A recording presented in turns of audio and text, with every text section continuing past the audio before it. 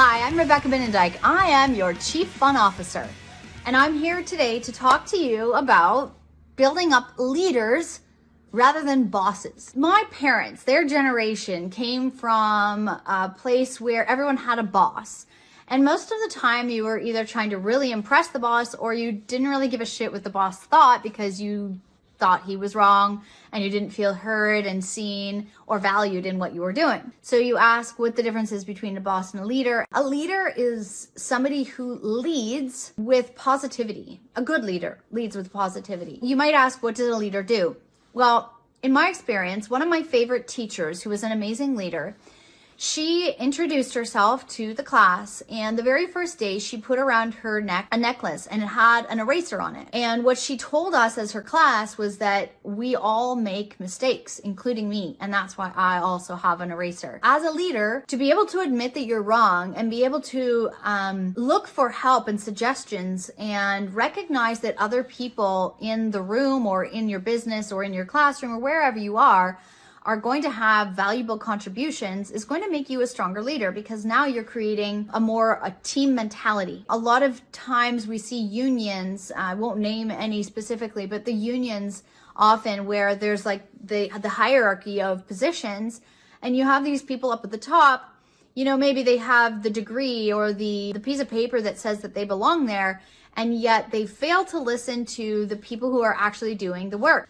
So positive leaders, good leaders, they hear people, they hear everyone. They're open to new ideas, experimentation, exploring different avenues and ways of doing things, rather than being very stuck in their ways, and this is the structure and this is the way it's always worked and this is the way we're going to do it. Or we can't do that because we would have to call this person and that person, they'd have to approve it and they'd have to approve it, and they just kind of shut the ideas down right away. So how do we build positive leaders? To become a more positive leader is to have open communication, clear communication, honest communication.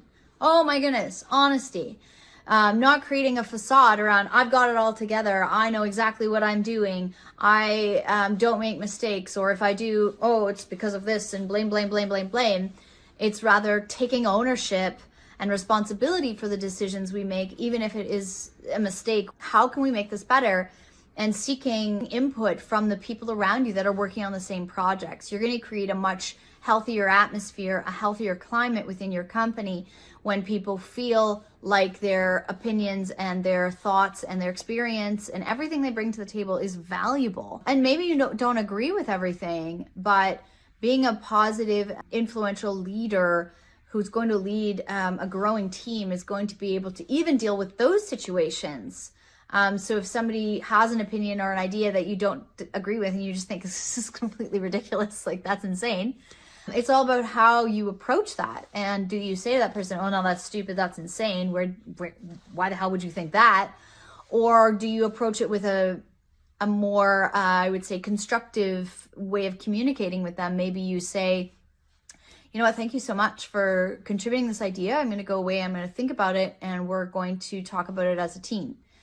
And then making sure that it's discussed, and maybe there's a positive way to give feedback on that idea and to say, I'm really appreciative of your idea. I think that these are the reasons why this might not work in this situation, but still being in gratitude for the fact that they spoke up and commending them for that, because then other people on your team, other people in your business, even if you're talking about a family, they're going to be more inclined next time to speak up, to speak their mind, to say something and not feel judged and condemned and wrong and like they're a failure about it. Just how you build that communication. You also, as a positive and successful leader, you are going to understand that you can't always make everyone happy. When you're the king in your company, you will never be able to please everyone, and it's all about learning how to speak to those people who